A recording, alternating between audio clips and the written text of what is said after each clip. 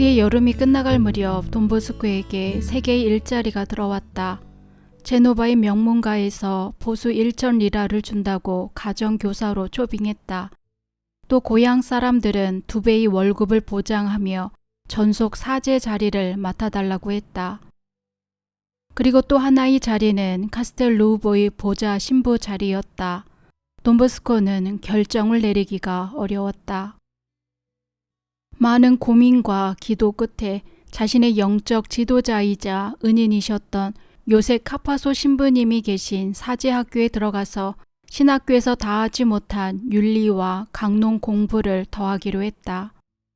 사제학교에서의 일과는 묵상과 영적 독서, 윤리 수업, 강론 수업, 묵상 생활 등으로 짜여 있었다. 무엇보다 사제학교에서 돈보스코가 발견한 보물은 훌륭한 지도자와의 만남이었다. 사제학교의 책임자는 지혜와 성덕으로 명성이 높은 신학자 루이지 관라 신부님과 요셉 카파소 신부님이었다. 학교 설립자였던 관라 신부님은 사심이 없고 학식이 풍부하며 신중성과 기백이 뛰어난 분이었다. 그는 교육에 있어 당시 논쟁이 되었던 엄격주의와 허용주의, 그 어느 쪽에도 치우치지 않았다. 그는 사목을 담당할 사제들이 모든 문제의 중심에 주님의 사랑을 두도록 가르쳤고 학교 사업을 통해 교회의 선익에 이바지하려 했었다.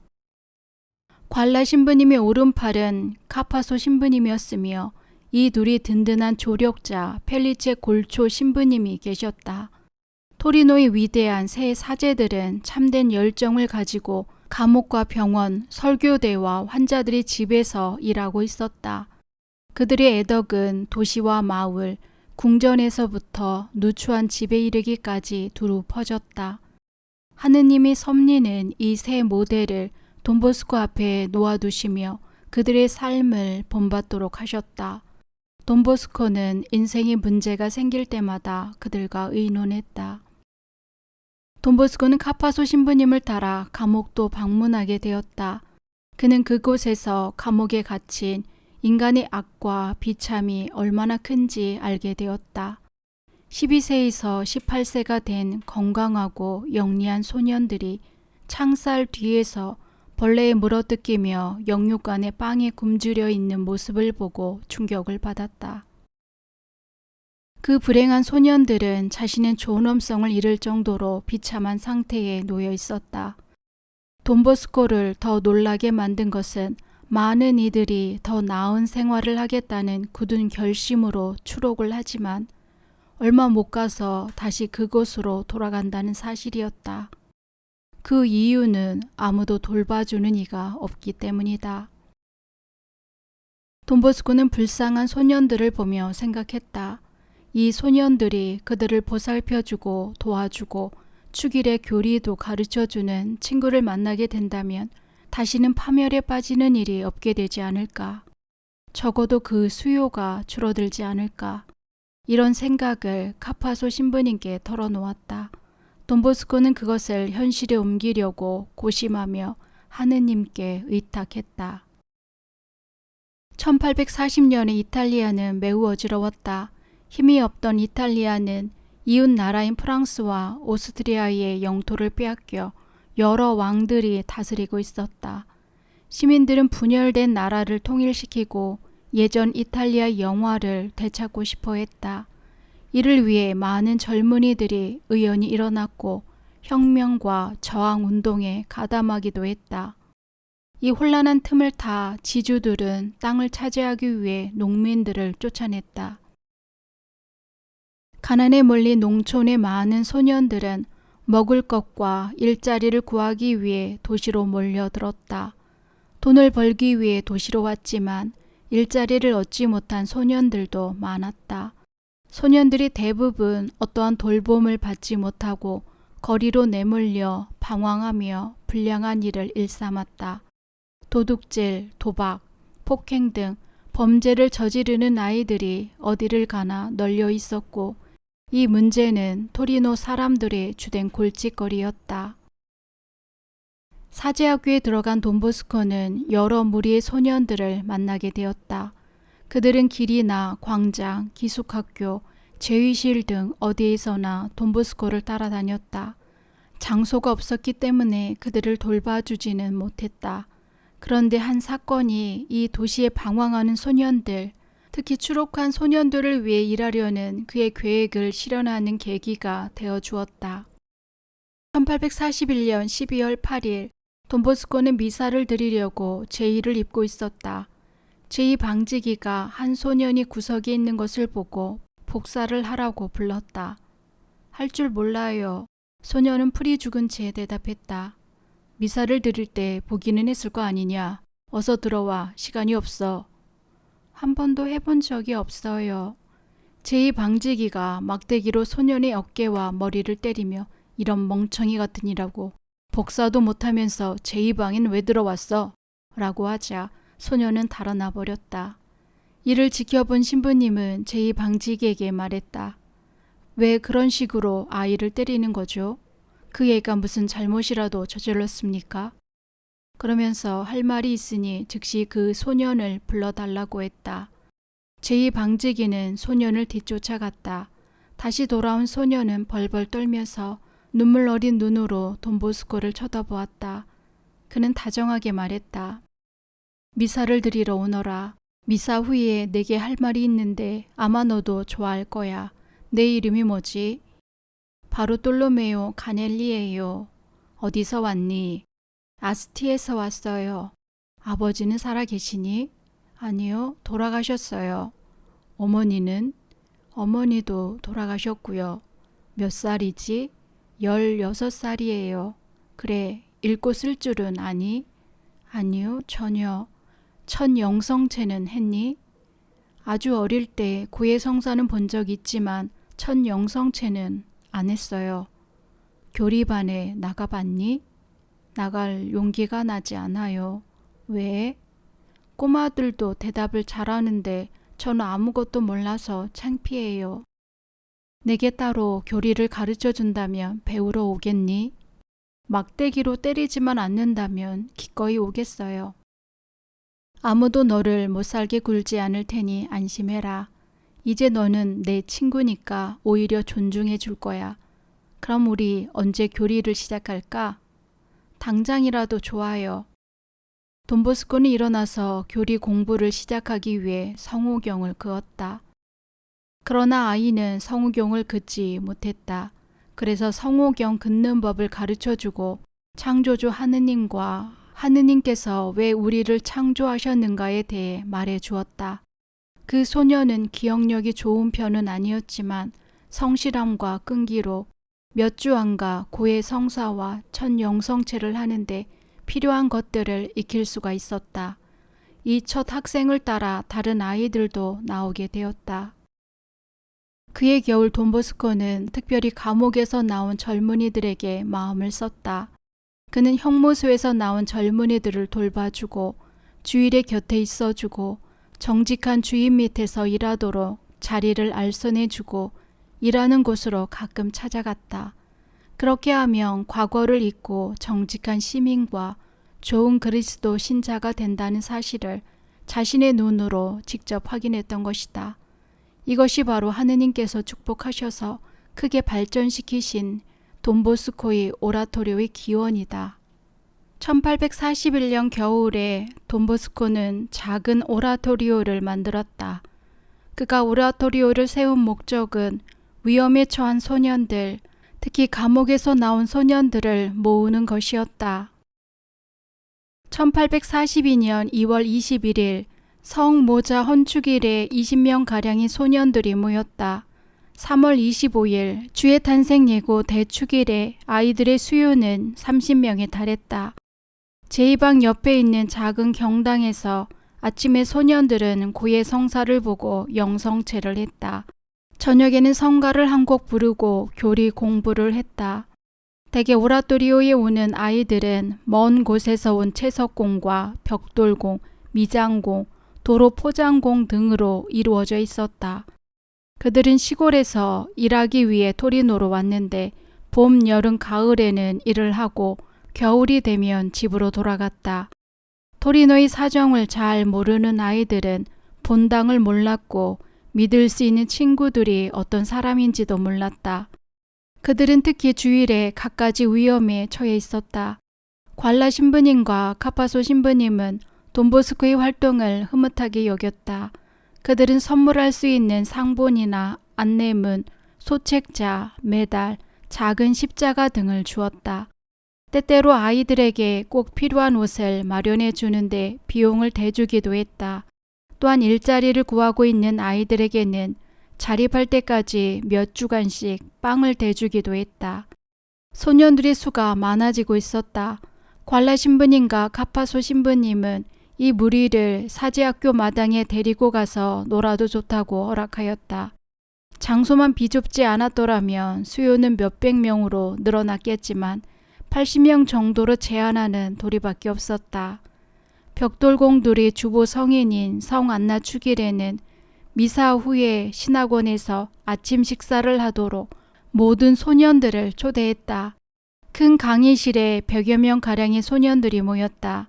모두에게 과자나 빵, 우유 등을 나누어 주었다. 기쁨의 절정에 달했던 축제에 대한 이야기는 입에서 입으로 전해졌다. 주일이면 돈보스코는 젊은이들 틈에 묻혀 지냈다.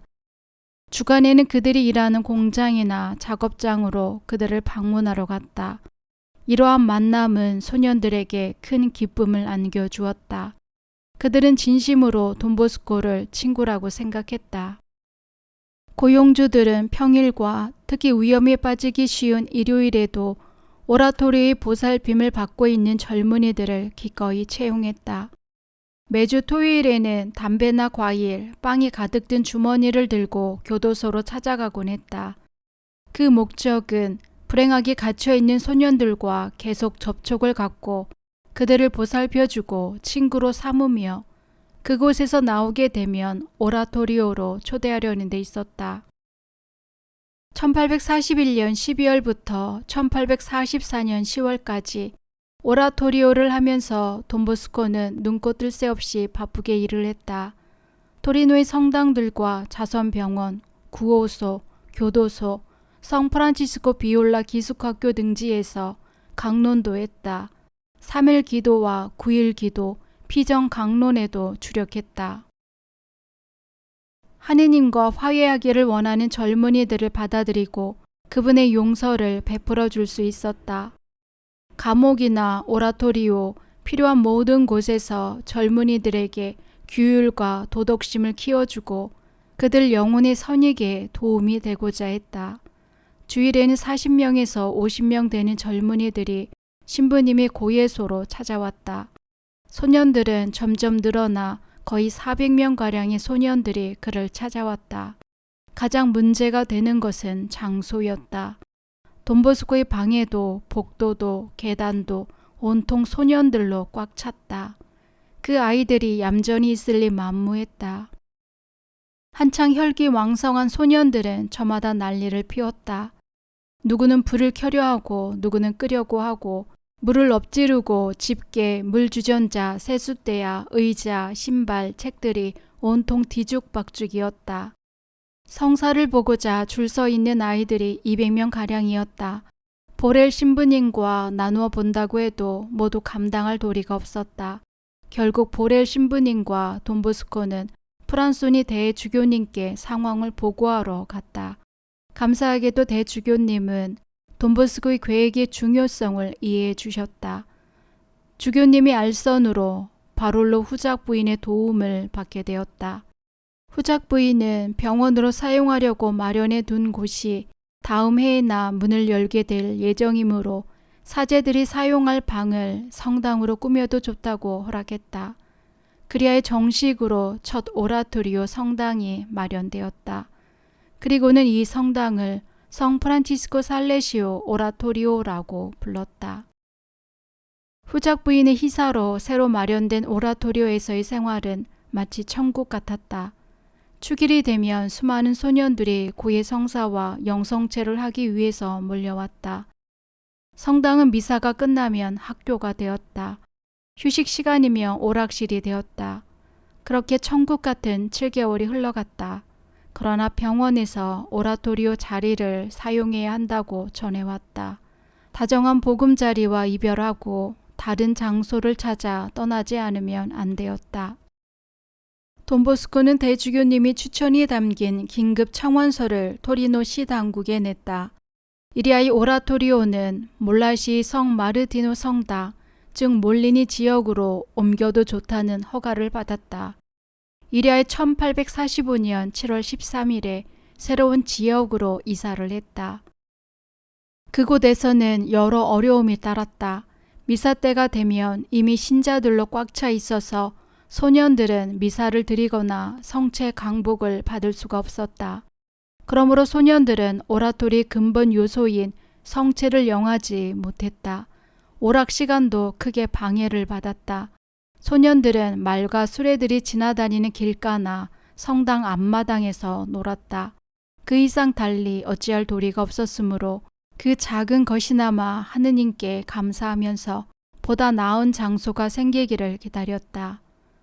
그런데다가 몰리니 지역 사람들이 소년들이 뜀박질, 노래소리, 떠드는 소리를 참지 못하고 시 당국에다 불평을 털어놓기 시작했다. 오라토리오의 모임이 언제 어느 때 폭동과 혁명으로 변하게 될지 모른다는 소문이 나돌기 시작했다. 소년들이 성당 안팎을 부수고 도로 포장을 파괴한다는 터무니없는 말들도 했다.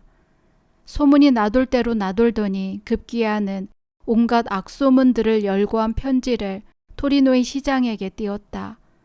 오라토리오가 부도덕의 온상이라고 하면서 몰리니에 사는 사람들은 그들의 의무를 계속 이행해 나가기가 힘들고 평온히 지낼 수도 없다는 말로 고발장을 끝맺었다. 시장은 진상을 조사하도록 사람을 보냈다. 그러나 벽과 도로 포장 그리고 성당은 손상된 게 하나도 없었다. 한 아이가 못으로 벽에 살짝 금을 낸 게 전부였다. 시장은 그 고발들이 근거 없는 것임을 잘 알면서도 오라토리오를 다른 데로 옮기라는 공문을 보내왔다. 결국 오라토리오를 비워주는 것 말고는 별다른 도리가 없었다. 그런데 이상한 일이 벌어졌다. 문제의 고발장을 쓴 장본인은 그 후부터 오른손이 떨려서 다시는 아무것도 쓸 수 없게 되었다. 그리고 그는 3년 후에 세상을 떠났다. 길가에 버려진 그의 아들은 결국 발도쿠의 오라토리오에 와서 빵과 잠자리를 얻는 신세가 되었다. 시당국에서 모임을 금지했기 때문에 신부님과 소년들은 야외를 빙빙 돌면서 구경을 하거나 산책을 할 수밖에 없었다. 돈보스코는 소년들 앞에서는 괴로움을 감추고 기쁜 표정을 지었다. 하느님이 계획 속에 있는 미래의 오라토리오에 대해 이야기하면서 아이들에게 실망한 모습을 보이지 않았다. 오갈 데도 없어진 이런 어려운 상황은 오라토리의 모든 이상을 한낱 물거품으로 만드는 듯 했지만 신기하게도 아이들은 늘어만 갔다. 1845년 11월 야외에서 활동하기에는 적합하지 않은 계절이었다. 이리하여 돈보스코는 보렐 신부님과 상의하여 마리아 대성당 가까이에 있는 모레타 신부님의 방 3개를 빌렸다. 그곳에서 4개월을 보낼 수 있었다. 아주 비좁았지만 적어도 소년들에게 구의 성사를 주고 교리를 가르칠 수 있었다. 그의 겨울 돈보스코는 처음으로 야간 학교도 개설했다. 그 지방에서 이런 형태의 시도가 처음이었기 때문에 주변은 떠들썩했다. 바로 그 즈음에 아주 이상한 몇 가지 소문이 돌았다. 어떤 이들은 돈보스코를 혁명가라고 했고 또 어떤 이들은 이단자 혹은 미치광이라고 했다. 토리노의 두 본당 신부가 동료 사제들을 대표해서 돈보스코를 만나러 왔다. 그들은 말했다. 돈보스코, 이 오라토리오는 소년들을 본당으로부터 멀어지게 하고 있어요. 아이들을 모으는 것을 중지하고 그들을 자기 본당으로 보내세요. 제가 모으고 있는 소년들이 거의 대부분은 본당 신자가 아닙니다. 왜냐하면 이들은 자기 본당이나 본당 신부를 모르고 있기 때문입니다. 어째서지요? 거의 모두가 타지방 아이들이기 때문입니다. 그들의 부모는 일자리를 찾으러 도시로 나왔다가 찾지 못하고 아이들을 그냥 이곳에 버려둔 채 돌아갔습니다. 또 일자리를 찾으러 혼자 도시로 나온 젊은이들도 있습니다. 그러면 왜 해당되는 본당에 다니도록 도와주지 않는 건가요? 그들은 본당을 알지도 못합니다. 왜 알도록 도와주지 않죠? 불가능하니까요. 그들은 각양각색의 사투리를 쓰고 거주지도 불확실하며 도시의 지리를 모르기 때문입니다. 게다가 그들 중에 많은 젊은이들은 18세에서 20세, 때론 25세에 달한 이미 장성한 아이들인데도 불구하고 종교에 대해서는 아무것도 모릅니다. 누가 그들보다 교리를 더 잘 알고 있는 8살이나 10살 된 꼬마들 교리반으로 보낼 수 있겠습니까? 신부님께서 그들을 소속 본당으로 데리고 가셔서 교리를 가르쳐 주시면 되지 않습니까? 몸이 하나이니 모든 본당에 갈 수는 없고 고작해야 한 본당밖에 갈 수 없지요. 유일한 방법은 각 본당 신부님이 오셔서 자기 본당 아이들을 모아 데리고 가는 것입니다. 하지만 그렇게 한다 해도 어려움이 따를 것입니다. 산만하고 거친 아이들이 적지 않으니까요. 그렇지만 오라토리에 오는 아이들은 오락이나 소풍에 끌려서 교리도 배우고 기도도 합니다. 그러므로 각 본당에서는 그들을 모아 재미있는 놀이로 즐겁게 해줄 장소가 필요하게 될 것입니다. 그건 불가능합니다. 장소도 없거니와 주일의 신부들은 그런 일을 할 시간이 없지요. 토리노의 본당 주임 신부들은 오라토리오를 놓고 승인하느냐 마느냐에 대해 진지한 토론을 벌였다. 찬성과 반대의 의견이 분분했다. 그러는 사이 1846년 봄이 왔다. 모레타의 집에는 세입자들이 많았다. 그들은 젊은이들의 함성과 끊임없이 들락날락거리는 소음에 정신이 빠져서 당장 이 모임을 중단하지 않으며 모두들 나가겠다고 주인에게 엄포를 놓았다. 착한 모레타 신부님은 만일 오라토리의 생명을 유지해 나가기 원한다면 다른 장소를 찾아야 한다고 말하지 않을 수가 없었다. 400명가량의 아이들과 신부님은 풀밭이나 공터를 전전하며 모임을 계속해 나갔다. 하늘을 지붕 삼아 미사와 교육을 계속 진행했고 한적한 도랑가에서는 고해 성사를 주었다. 풀밭에서 자유로이 공놀이, 투판, 주마놀이를 하다가 나팔을 불면 젊은이들이 모두 모였다. 나팔 소리가 한 번 더 나면 침묵을 알리는 신호가 되었다. 강론을 할 때면 돈보스코는 언덕 꼭대기로 올라가 짧은 강론을 들려주었다. 그 북새통 속에서 북과 나팔, 기타로 구성된 음악을 연주하기도 했다. 그것들은 불여 파음을 이루며 시끄러운 소리를 냈지만 소년들의 목소리와 함께 어울려 놀라운 화음으로 변화되어 들판을 메아리 쳤다. 이와 같은 기도, 놀이, 소풍은 어느덧 그들의 삶이 되었다. 모든 소년들은 돈보스코를 무척 사랑했기 때문에 신부의 모든 지시에 즉각적으로 따랐을 뿐만 아니라 그를 위해 뭔가하고 싶어서 안달이었다. 어느 날 한 경찰관이 풀밭에서 떠들썩하게 뛰노는 400명의 소년들을 손짓 하나로 조용하게 만드는 것을 보고 감탄하며 말했다. 실로 놀라운 지도력이군. 만일 이 신부님이 군대 지휘관이라면 세계의 그 어떤 막강한 군대라도 무찌를 수 있겠어. 정말로 소년들의 애정과 복종은 믿기 어려울 정도였다. 그러나 이것은 돈보스코가 그의 소년들과 작당해서 언제 어디서 혁명을 일으킬지 모른다는 소문이 돌게 했다. 어처구니 없게도 시 당국에서는 그 소문을 믿게 되었다.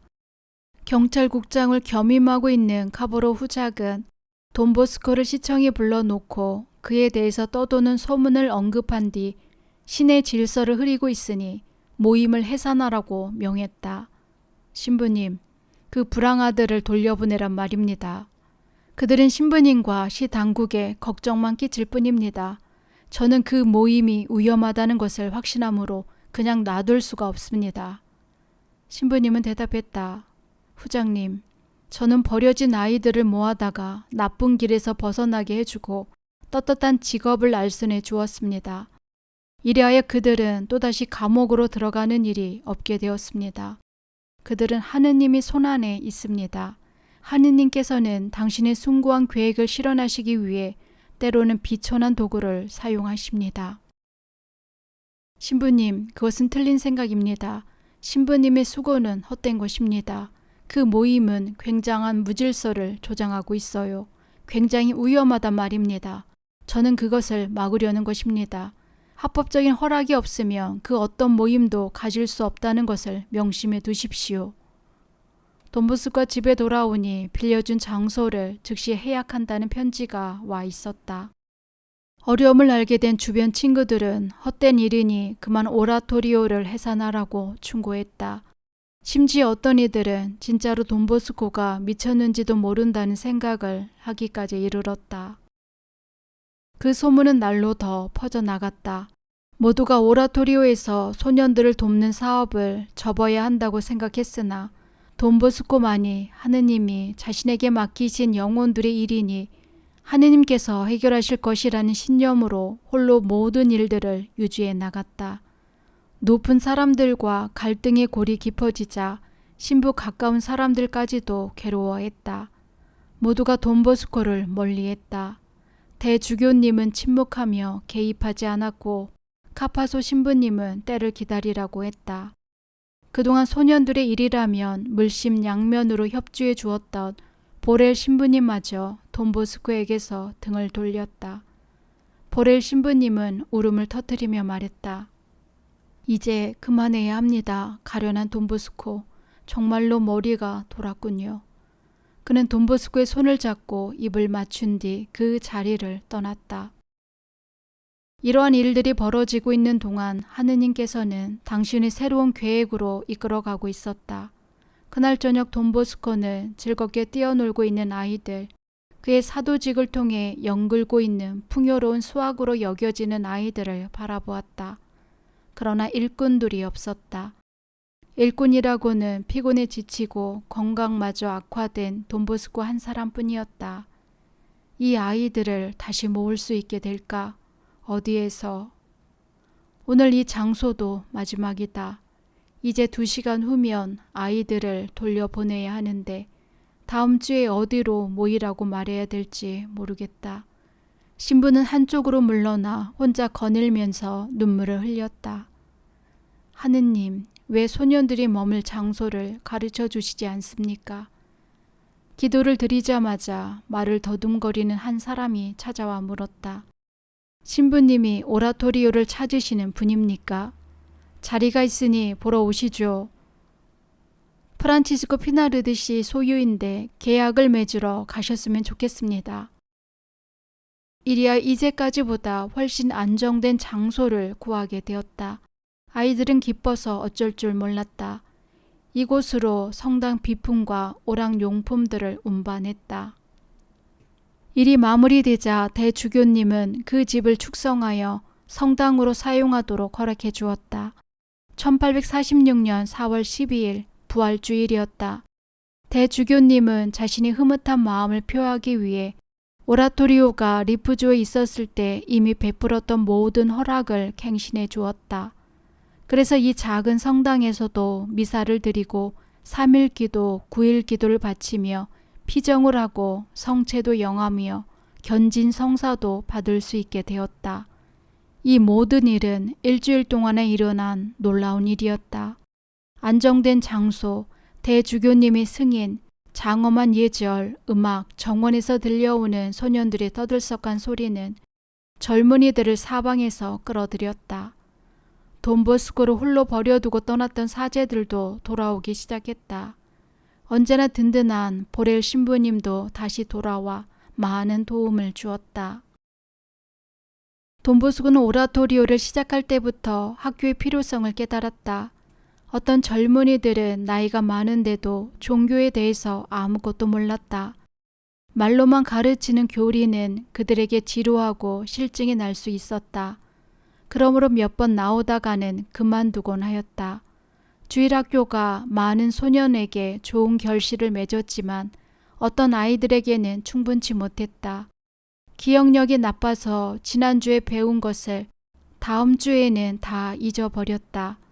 그리하여 시작한 것이 야간 학교였다. 야간 학교에서는 읽고 쓰기를 배우러 나오도록 많은 젊은이들에게 용기를 북돋아 주었을 뿐 아니라 오라토리오의 근본 목적인 종교 교육을 받을 수 있는 기회를 제공해 주었다. 날마다 새 학급을 늘려야 했다. 선생님들이 턱없이 부족했다.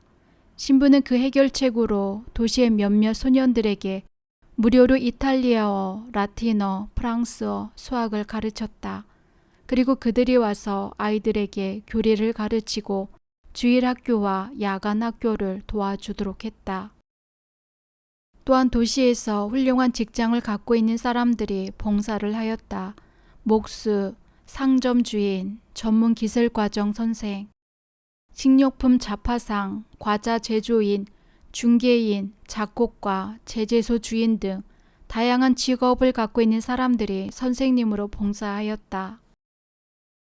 돈보스코는 직접 학생들을 위해 맞춤 교과서를 집필하기도 했다.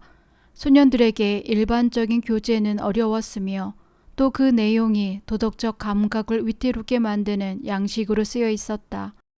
그 밖에도 신심을 불태워줄 만한 이야기가 부족했다. 그래서 돈보스코는 그런 결점들을 보완하고 쉬운 언어와 대중적인 양식으로 신앙의 근본 교리를 다루고 있는 성서 이야기를 쓰기로 했다. 소년들의 선익을 위해 열의를 다해 집필에 전념했다. 이리하여 학교 교재로서 성서 이야기가 나오게 되었다. 주일학교, 야간학교에서 거둔 좋은 성과의 힘을 얻어 문학과 성서 외에도 수학, 미술을 첨가했다. 돈보스코의 야간학교는 여기저기서 큰 화제거리가 되었다. 많은 교사들과 저명 인사들이 오라토리오를 자주 방문했다. 토리노 시 당국에서는 긍정적인 성과를 내고 있는 이 야간학교에 조사단을 파견했다. 그들은 18세에서 20세에 이르는 문맹자들이 교양과 학문에 그토록 빠른 진전이 보이는 것을 보고 놀라움을 금치 못했다. 그들은 나이든 수많은 젊은이들이 길거리를 배회하지 않고 저녁에 모여 공부에 열중하는 모습을 보고는 큰 감동을 받고 그곳을 떠나갔다. 조사단의 보고서를 읽은 시 당국은 1878년까지 상금으로 연 300프랑을 선사했다. 당시 신앙과 자선으로 토리노에 널리 알려진 고넬라 기사는 자선단체의 원장이었다.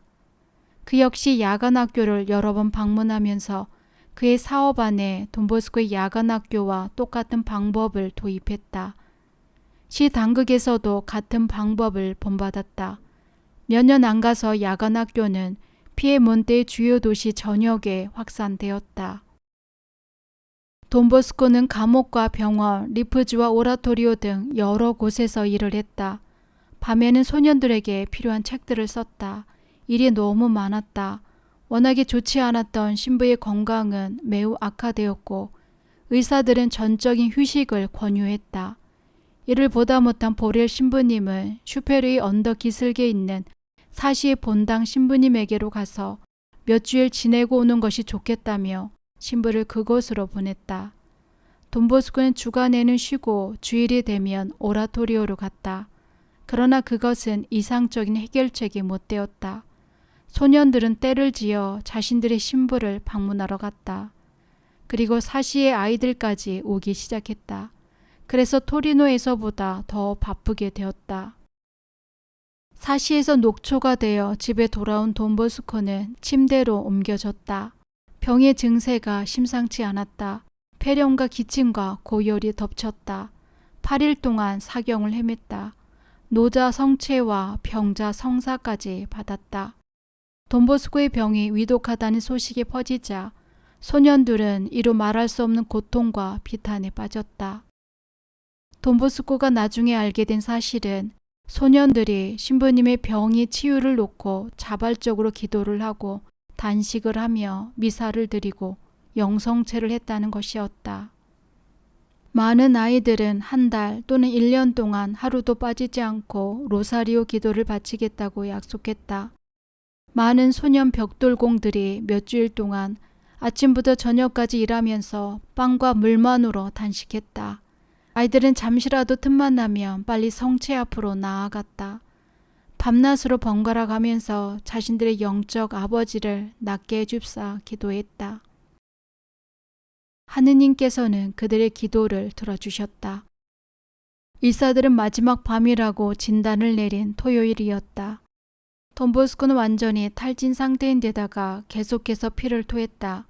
한밤중이 지났을 때 졸음이 왔다. 돈보스코는 깊은 잠에 빠졌다. 잠에서 깨어나 보니 위독한 상태에서 벗어나 있었다. 소년들은 직접 보기 전에는 믿으려 하지 않았다. 그러나 실로 며칠 후에 그들은 정말로 지팡이에 의지한 채 오라토리오로 오고 있는 신부를 발견했다. 소년들은 눈물과 환호성으로 신부를 맞이했다. 그들은 전부 하느님께 감사 기도와 찬양을 드렸다. 돈보스코는 일하기 시작했다. 그러나 얼마 못 가서 다시 그 중병에 걸리게 되었다. 그의 조력자들은 백희 집으로 휴양을 가라고 했다. 집에서 휴양을 한 지 몇 개월이 되자 매일같이 누군가가 돈보스코를 찾아오거나 빨리 그들 가운데로 돌아오라는 편지를 보내왔다. 돈보스코는 사랑하는 소년들에게로 돌아가기로 결심했다. 어느 날 돈보스코는 어머니에게 입을 열었다. 어머니, 이제 저는 발도코로 가야 해요. 일할 사람을 하나 둬야 하는데 그 집에 거주하는 사람들은 마음을 놓을 수가 없는 사람들이에요. 제가 믿고 곁에 둘 수 있는 사람은 어머니밖에 없어요. 어머니는 돈보스코의 말에 심각성을 깨닫고 대답했다. 그게 하느님의 뜻이라면 난 떠날 각오가 되어 있다. 돈보스코는 오라토리오로 돌아왔다. 그리고 전처럼 일을 계속했다. 그런데 신비한 것은 그 후 27년 동안 다시는 의사나 약이 필요하지 않게 되었다. 이를 통해 신부는 육신의 건강을 해치는 것은 일이 아니라는 것을 깨달았다. 기적 같은 은혜를 맛본 돈보스코는 새로운 신념으로 더욱 충실히 일할 수 있게 되었다. 종교와 교양 교육을 개설해 하고 있는 동안 또 다른 긴급한 일에 마음을 써야 했다. 토리노에서 이주해온 많은 소년들은 착실하게 노동을 하면서 훌륭한 신자답게 살고 싶어 했다. 그러나 그러한 신실한 소원을 품은 소년들의 현실은 녹록지 않았다. 일자리를 구하고 정착하기까지 필요한 빵도 옷도 없었고 특히 잠잘 곳이 없었다. 돈보스코는 밤에 잠잘 곳이 없는 몇몇 젊은이들에게 숙소를 제공해 보려고 노력했다. 처음에는 건초장에 집을 깔고 덮을 것을 마련해 주었다. 그러나 이러한 호의에도 담요나 이불을 훔쳐가 파는 소년들이 있었다. 돈보스코는 소년들에게 거처를 제공하지 않는 한 그들에게 베푸는 모든 도움이 허사가 되리라고 생각했다. 그래서 엄청난 비용이 든다 할지라도 기숙사를 제공하려고 애를 썼다. 안정적인 거처가 생기자 학교의 규모도 점점 커져갔다. 소년들의 수도 늘어났다. 주일에는 소년들을 운동장이나 성당에 다 모을 수 없어서 한 채의 집을 세내고 제2의 오라토리오를 열었다. 그리고 1847년에는 토리노의 신학교 부지에 약 1200평을 사서 새 오라토리오를 열었다. 그곳에 후에 마리아 대성당과 젊은 기능공들을 위한 작업장이 설치되었다.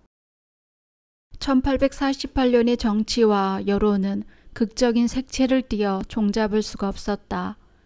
이탈리아의 헌법이 승인되면서 성과 악을 자유자재로 행할 수 있는 권리가 부여되었다.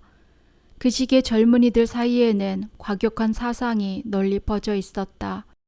그들은 도시의 여러 지점들과 길거리 광장에 모여 사제들과 교회를 공격하기 시작했고 종교에 대한 온갖 모욕적인 언동이 훌륭한 일로 간주되었다. 돈보스코도 지방과 길에서 여러 번 습격을 당했다.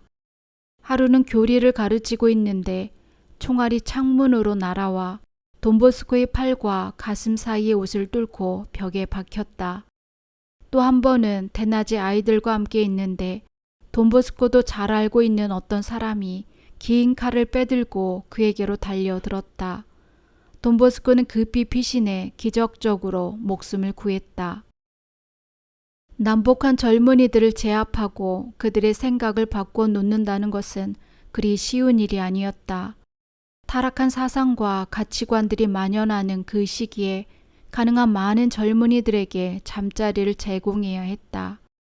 그리고 그런 부패한 사상과 행위가 극도에 달했을 때 집안일을 돕는 사람들마저 믿을 수가 없게 되었다. 그래서 집안일은 어머니 말가리다와 돈보스코가 도맡았다. 부엌일을 하고 식탁을 준비하며 집안을 청소하고 장작을 패고 속옷, 바지, 손수건, 혼입을, 잠바를 만들고 그것이 해지면 기웠다. 빵을 나누어 주거나 수프를 떠주면서 아이들에게 좋은 충고나 정다운 대화를 건넬 수 있었기 때문에 그런 일들을 하면서 젊은이들 신앙생활에 큰 도움을 주었다. 그 시기에 이상스러운 사건 하나가 오라토리의 생활을 크게 방해했다. 국민축제일이라는 명목하에 도시와 마을에서 공공집회에 오라토리오를 가담시키려고 한 것이다. 그 운동에 참가하고 애국심을 드러내고자 하는 사람들은 손에 삼색기를 들고 몸을 현란하게 치장하고는 국가 통일 노래를 부르면서 행진에 가담했다. 그 시위 행진의 주창자인 로베르토 다젤리의 후작은 오라토리오를 정식으로 초대했다. 돈보스코가 거절했음에도 불구하고 그는 광장과 눈에 잘 띄는 단체 옆에 자리를 마련해 놓았다. 거절한다는 것은 스스로 이탈리아의 적으로 선언하는 것을 의미했다. 후장님, 정치에 관한 모든 것에 개입하지 않는다는 것이 제 신조입니다. 저는 절대로 그 찬반에 손을 들고 싶지 않습니다. 저는 버림받은 소년들에게 최선을 다해 선을 베풀고 싶습니다. 종교적으로 착한 신자가 되고 문명 사회에서 정직한 시민이 되도록 말입니다. 신부님, 이 행진은 시민들이 자유와 선익을 위해 일어나고 있다는 사실을 모르십니까? 젊은이들도 세상을 관찰하고 인식하며 과거와 현재의 제도들을 시대에 맞게 변화시켜야 한단 말입니다. 신부님께서 이런 원칙을 고집하신다면 사회도 시 당국도 신부님의 일에 큰 관심을 갖지 않을 것입니다. 그 유명한 애국자는 돈보스코의 의견을 바꿔놓지 못하고 떠나갔다.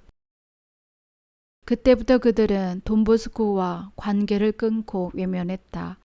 그 뒤를 따라 많은 평신도와 사제들도 돈보스코를 저버렸다. 그 무렵 돈보스코는 월간 가톨릭 문집을 발행하기 시작했다. 그 당시 개신교는 책제와 인쇄물을 통해 포교 운동이 무섭게 확장되고 있었다.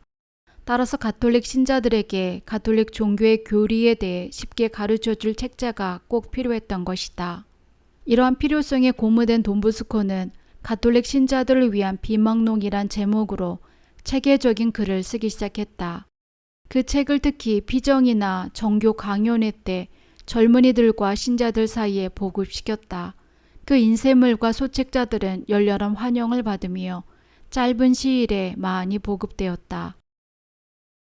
이러한 반응을 교훈 삼아 신부는 쉬운 성서와 교리를 전파할 수 있는 대중적 수단을 강구할 필요가 있다는 것을 깨달았다. 그리하여 가톨릭 신자들을 위해 가톨릭 신자들에게 고함이라는 소책자를 발행했다. 그 책들은 놀랍게 보급되어서 2년 만에 200만 부를 돌파했다. 이러한 호응으로 돈보스코는 계속해서 대중들을 위한 문서, 문집 활동을 적극적으로 펼쳐나갔다. 그러나 이러한 일들이 개신교도를 크게 격노케 했다. 가톨릭 진리를 옹호하기 위해 돈보스코가 계속 발행한 책들은 사실 개신교를 공격하기 위한 것이 아닌 그리스도적인 중용과 사랑에서 나온 것들이었지만 개신교도들과의 마찰이 계속되었다. 격분한 몇몇 사람들은 돈보스코를 음해하기 시작했다.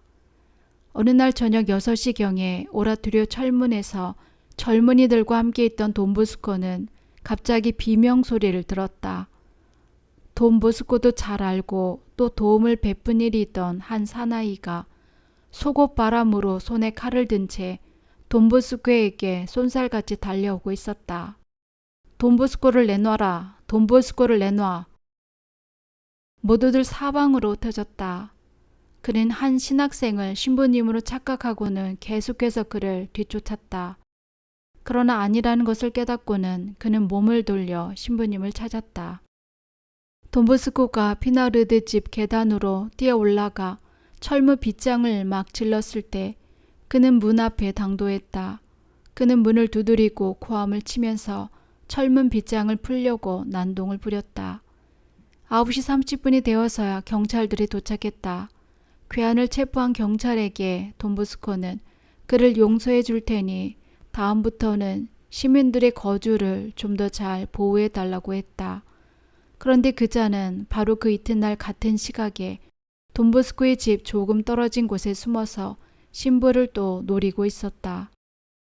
돈보스코는 깨발리 공작에게 이 사실을 알리고 자객이 자신의 목숨을 노리는 까닭을 알아봐 달라고 부탁했다. 그는 이렇게 말했다. 나는 돈을 받았습니다. 나를 보낸 자들이 내게 준 액수만큼 나에게 준다면 돈보스코를 내버려 두겠소. 그 사람은 돈보스코를 음해하라고 누군가에게 고용된 것이었다.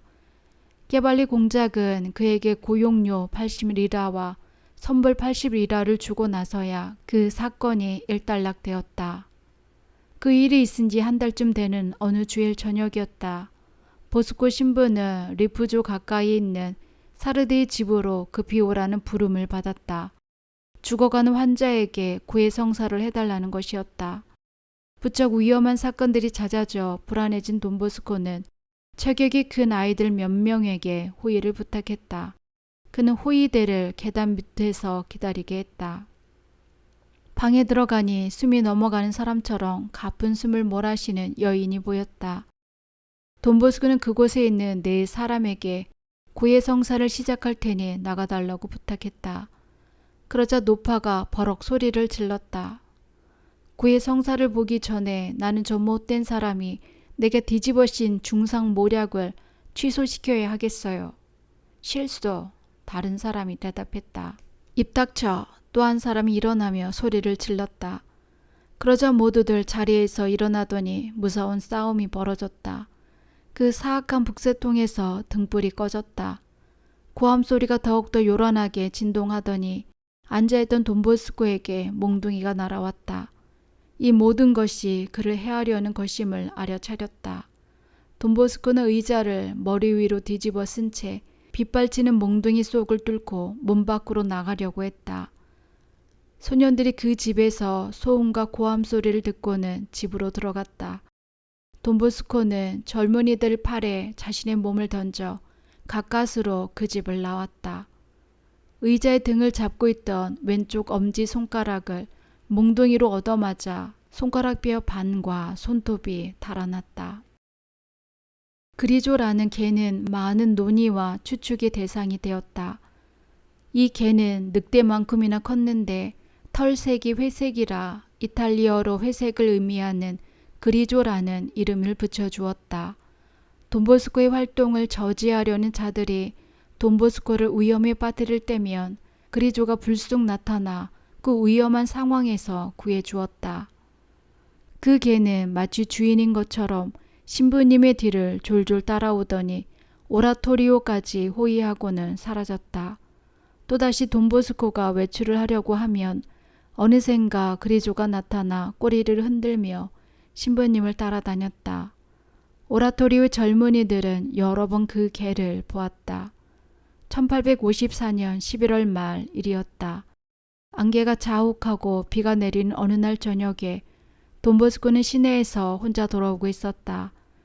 어느 순간 약간의 거리를 두고 두 사람이 자신을 미행하고 있다는 것을 알아차렸다. 돈보스코가 걸음을 빨리하면 그들도 걸음을 빨리했고 또 걸음을 늦추면 그들도 걸음을 늦추었다. 그들은 신부에게 성큼 달려들더니 겉옷으로 그의 얼굴을 뒤집어 씌우고 손수건으로 입을 틀어 막았다. 소리를 치려고 했지만 헛수고였다. 그 순간 그리조가 나타나 늑대처럼 우르렁거리면서 두 발로 한 사나이의 얼굴을 덮쳤고 입으로는 다른 사나이를 물고 늘어졌다. 그들은 비명을 지르고 살려달라고 애원했다. 그리조가 성난 늑대나 곰처럼 계속 으르렁거리자 그들은 꽁지가 빠지게 도망갔다. 이런 식으로 그리조의 도움으로 몇 번이나 신부님은 위험한 고비를 넘을 수 있었다. 그리조는 10년간 돈보스코의 든든한 호위견이 되어 주었다. 그가 마지막으로 그리조를 본 것은 1866년이었다. 몰리아시 댁에 갔을 때 거기까지 따라왔던 그리조는 이상하게도 자취를 감추었다. 그 댁의 다른 개들과 충돌을 피하기 위해 그리조를 창고에 두고 문을 잠가 두었는데 온데간데 없이 사라진 것이었다. 창문도 없고 문이 열린 흔적도 없었다. 돈보스코는 한 번도 그 개의 주인을 본 적이 없었다. 그리고 오라토리오의 아이들과 어머니 말가리따도 그리조를 여러 번 보았지만 한 번도 그 개가 음식을 먹는 것을 본 적이 없었다. 교회 교육 사업의 선구자이었던 돈보스코는 인자하고 단순한 사람이었지만 사도직에 걸맞는 신비한 기적들이 자주 나타났다. 본래 예지가 넘쳤던 그는 사람들의 앞일을 예언하기도 했다. 그가 예상한 일이 곧 실제의 일이 되는 일이 수두룩했다. 그의 신비한 능력을 빌어 기도를 받고자 하는 사람들이 자주 찾아왔다. 또 강론 중에 몹쓸 병에 걸린 환자들이 치유되는 일도 많이 나타났다. 소아마비로 걷지 못하는 소녀가 걷게 되는 일, 몇 년 동안 마비된 팔이 그의 기도로 펴지게 된 일 등 많은 기적이 행해졌다. 오라토리오에서는 아이들에게 바구니에 얼마 들어있지 않던 호두를 나누어 주는데 모자랄 줄 알았던 호두는 34명에게 한 줌씩 나누어 주고도 처음의 양과 같은 양으로 남아 있었다. 또 12개의 밀떡만으로 수백 명에게 영성체를 시킨 일, 몇 개 안 되는 빵으로 오라토리의 장성한 소년들을 모두 배부르게 먹인 일 등 돈보스코가 하늘의 진실한 종이요 사자라는 증거는 그가 거하는 곳곳에서 종종 드러나곤 했다. 불안정한 정국과 돈보스코를 음해하는 세력들의 위협은 계속됐지만 오라토리오는 날로 번창해 갔다. 그의 헌신으로 소년들은 더 이상 거리의 방랑자가 아니었다. 학교 교육을 통해 청소년들은 전문적인 기술과 기능을 습득함으로써 고용주들에게 정당한 보수를 받고 일을 했다. 돈보스코의 오라토리오는 청소년들이 사회 안에서 상당한 위치를 차지하게 하는데 커다란 공헌을 하였다. 뿐만 아니라 그는 종교 교육과 성사를 자주 받게 하고 하느님에 대해 신심을 장려함으로써 청소년들을 크리스천 생활로 인도했고 성소를 일으키는 데에도 열성적이었다. 그의 살레시오는 계속 발전하여 이탈리아 국경을 넘어 유럽 각지로 뻗어갔다. 돈보스코는 이 거대하고 위대한 사업을 아들들에게 맡기고 1888년 1월 31일 새벽에 영면했다. 그가 임종이 가까웠을 때 교황을 비롯해 수많은 대주교, 추기경과 신부님, 귀족 등 그를 아는 모든 이가 쾌유를 빌었다. 그는 베개맡에 모인 사람들에게 말했다. 모든 이에게 선을 베풀고 악을 악으로 갚지 마십시오. 나는 하늘에서 나의 아들들을 기다리고 있겠습니다. 돈보스코는 1934년 4월 4일 성인 품에 오르셨다.